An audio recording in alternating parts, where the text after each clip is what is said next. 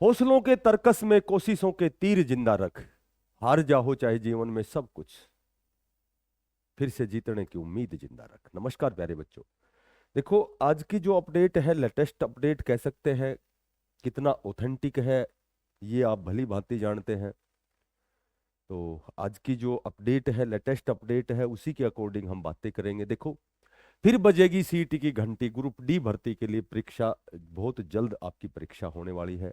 ठीक है, तो ये तो बिल्कुल सच्चाई है, बिल्कुल ऑथेंटिक है कि जो भर्ती से पहले का जो नोटिफिकेशन होता है, उससे पहले जो भी जो कार्रवाई होती है, या फिर हम कह सकते हैं जो भी फॉर्मेलिटीज होती है, या जो भी पहले नोटिफिकेशन जब रिक्रूटमेंट जारी होता है उससे पहले जो भी अमेंडमेंट जो नोटिफिकेशन होता है, जिसको हम संशोधित अधिसूचना कहते हैं, तो उसमें क्या नियम लगा है, क्या हटा है, तो वो सबसे पहले जो पहली जो प्रक्रिया होती है वो हमारा संशोधित अधिसूचना होती है, जो आयोग के पास जाती है। उसके बाद आयोग क्या करता है, नोटिफिकेशन निकालता है, और उसके बाद लगभग 10 से 15 दिन का जो आवेदन का जो समय दिया जाता है बच्चों को, और उसके 1 डेढ़ महीने बाद, 2 महीने बाद वो जो एग्जाम होता है, उसके बाद जो भी चयन प्रक्रिया के से पहले जो भी कार्रवाई होती है, जो भी क्रियाएं होती है, जो गतिविधियां होती हैं, वो संपन्न होती है।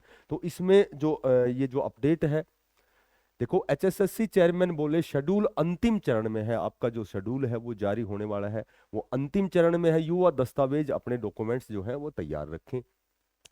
फिर बजेगी सीईटी की घंटी, ग्रुप डी भर्ती के लिए परीक्षा जल्द। देखो, ये सारी चीजें हमने डिस्कस पहले कर ली है कि आपका एग्जाम होगा, आपके सोशियो इकोनॉमिक के नंबर हटा दिए गए हैं। पहले जो डी ग्रुप का सीईटी हुआ था, उसको उसकी जो बाउंडेशन जो समय सीमा है वो 3 साल बढ़ा दी गई है, यानी कि 2027 तक उसको कंसिडर कर लिया गया है।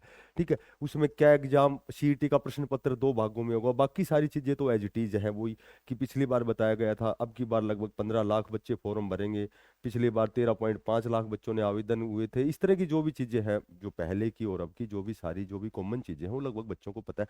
यहाँ जो मेन बात है, समय खराब करने का जो यदि हम बात करें, तो समय खराब करने के लिए इस वीडियो का जो प्रयोजन क्या है कि सीईटी का प्रश्न पत्र 2 भागों में होगा। पहले भाग 75% अंक में, सामान्य जागरूकता, तर्क शक्ति, रीजनिंग, गणित, हिंदी, मैथ, अंग्रेजी, संबंधित विषयों के एज इट इज वही 100 नंबर का एग्जाम है, 100 ही क्वेश्चन है, 100 ही नंबर का एग्जाम है।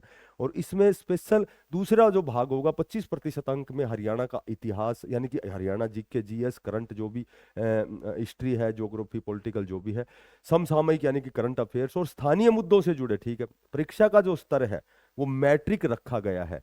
अब यहां देखो, एक लाइन ये बहुत अच्छी है कि आयोग ने संकेत दिए हैं कि हर वर्ष नियमित रूप से सीईटी आयोजित करने की योजना है। ठीक है, अब ये कितना सच है? हर साल जो आपका है सीईटी, डी ग्रुप का सीईटी होना है, ठीक है, या फिर वो सी ग्रुप का सीईटी होना है, ताकि युवाओं को लंबा इंतजार न करना पड़े। तो यहाँ सारी चीजें दी गई है।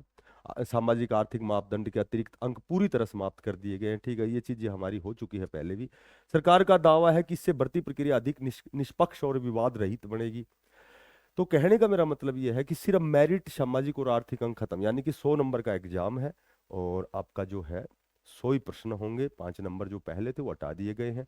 पहले जो पिछला जो डी सीईटी जो डी ग्रुप का हुआ था, वो 95 में से था, तो उसको अब हम 100 नंबर में कन्वर्ट करके अपने नंबर स्वयं भी जांच सकते हैं। बाकी एक लिस्ट भी आएगी, वो जो 2027 12 जनवरी तक वो मान्य है। अब यहाँ एक और बात करते हैं कि यहाँ जो एक ग्रुप डी की जो पहले की वेटिंग लिस्ट है, तो उसमें कहाँ तक काम चल गया है, या क्या अपडेट है, नई अपडेट है।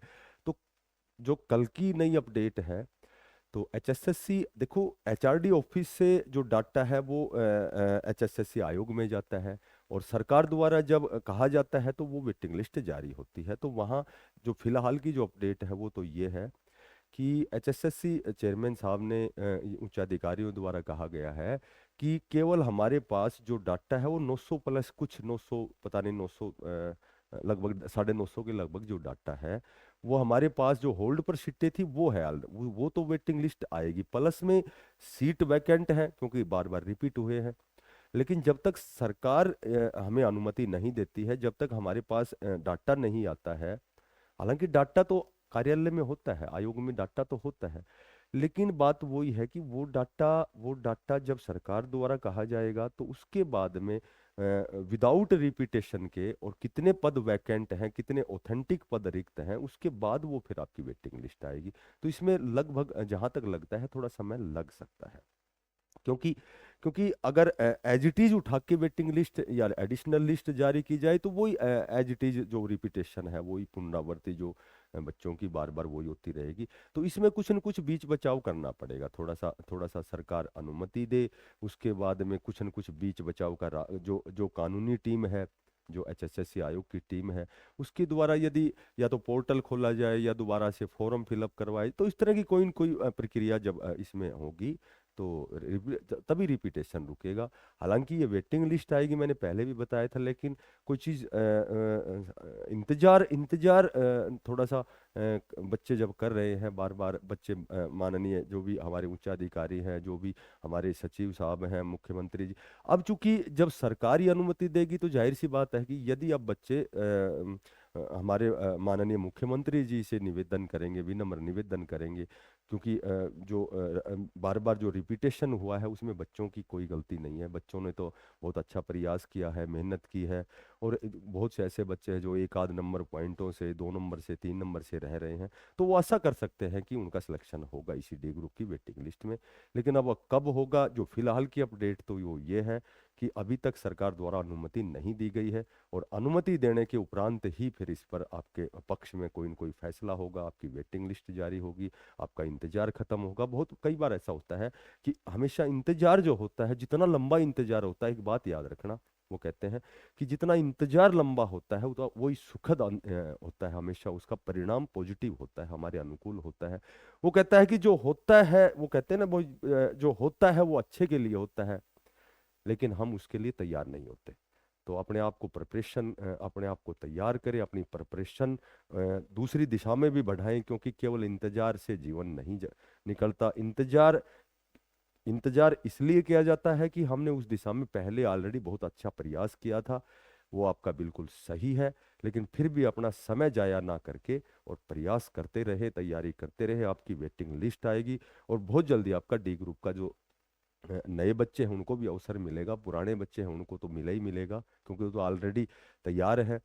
ठीक है, उनको तो थोड़ा सा उनको तो कमियों पर ही काम करना है, कमियां सुधारनी है, उनका तो सिलेक्शन श्योर है। तो फिर मिलते हैं नई अपडेट के साथ। जो साथी नए हैं चैनल को जरूर सब्सक्राइब करना। फिर मिलते हैं नई अपडेट के साथ, तब तक के लिए बेस्ट ऑफ लक, सभी बच्चों को धन्यवाद, राम राम।